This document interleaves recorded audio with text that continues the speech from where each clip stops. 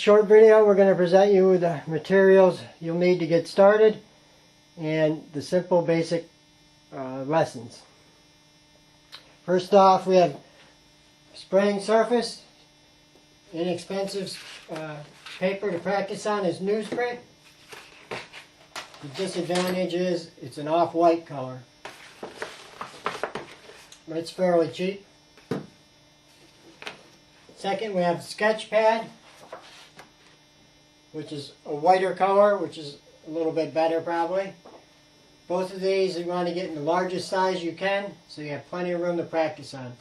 As far as paint, take my word for this, you want to use an illustration, airbrush ready type paint to learn how to airbrush. If you use a craft paint, a t-shirt paint, they're just going to cause you more hassle than it's worth. You want to be learning how to use your airbrush and be comfortable with your airbrush. You don't want to be fighting paint. Take my word for it, this will make learning the airbrush a lot easier if you use the paint I suggest.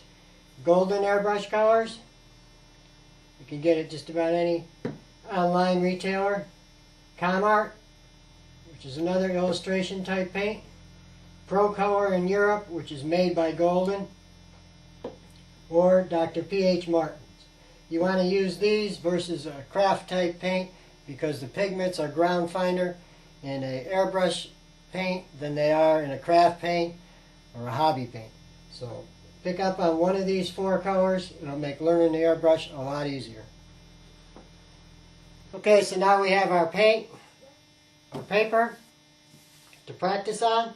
These basic exercises are much easier to do standing up, so an easel is real helpful. Double action airbrush, real quickly. You press down on the trigger, you get air. You press down, pull back on the trigger, and it starts applying paint. The further you pull back, the more paint you're going to apply. So it's down for air, back for paint. Once you start airbrushing, you never want to let the air go. The air is always on. The only thing that's happening is your fingers moving back and forth to control the flow of paint.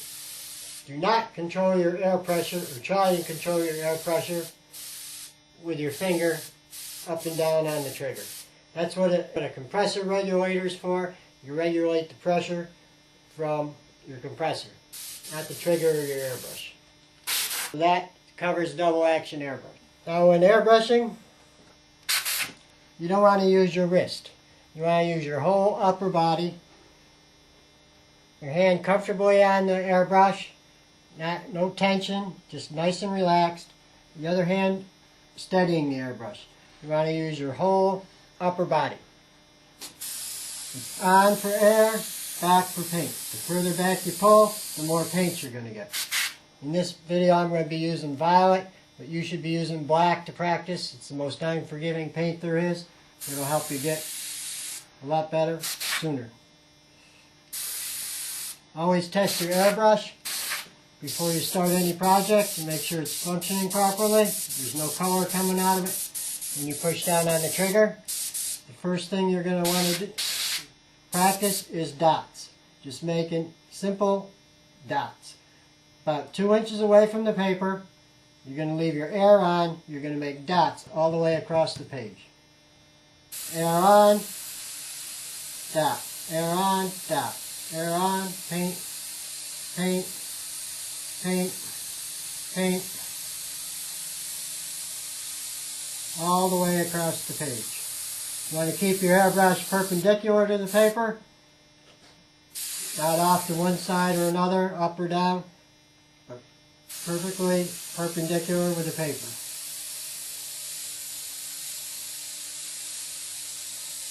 Notice the air is always on. The only thing I'm doing is moving my finger back and forth to control the flow of paint.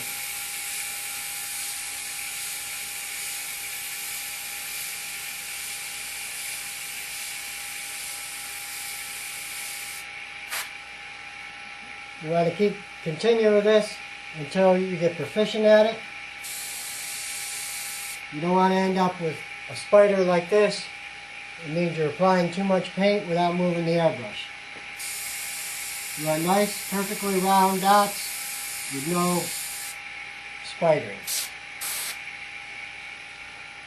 So I would go and do a couple pages of those, just dots until you become proficient at that, and then move on to lines. Now that you've mastered dots, we're going to master just making lines all the way across the paper. Same width all the way, nice and straight. Air is on, you start moving the airbrush, then start applying paint.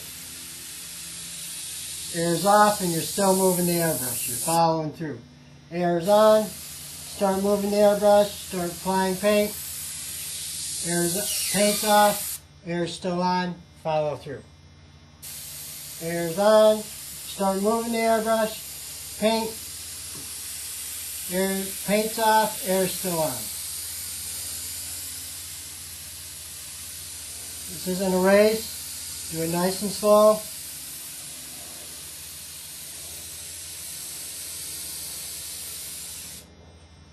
About 2 inches away from the paper there. You don't want to see any of this.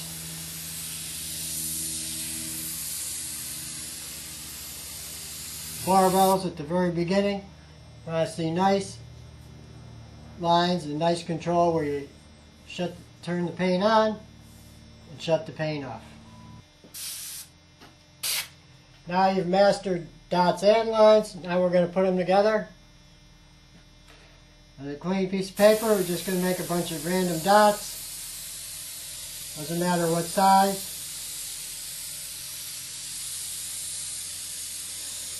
These exercises, basic lessons, can get a little monotonous. But no matter what you want to paint, a Harley, a Corvette, a t-shirt, an illustration, a helmet, these are the basic lessons you have to master to become proficient at it. Now we have our dots. We're going to connect them all with lines. Air is on. Start moving the airbrush and then paint.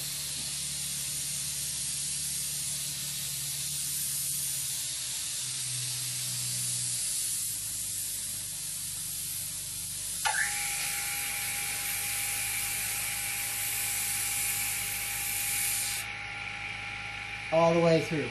You don't want to make the dot bigger. You don't want any spidering when you come to the next dot.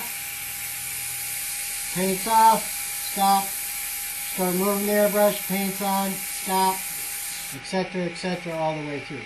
You don't want to make the dot any darker or add any color to it. You just want to go from dot to dot to dot.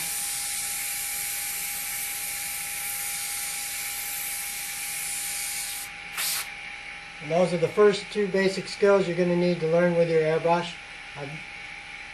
We've done another video that covers the 3rd basic skill, which are dagger strokes. From this video, that's the next video you should watch, mastering the dagger stroke. I hope you found this video presented by Airbrush Technique Magazine helpful. It's airbrushTechniqueMagazine.com for more information. airbrushTechniqueMagazine.com.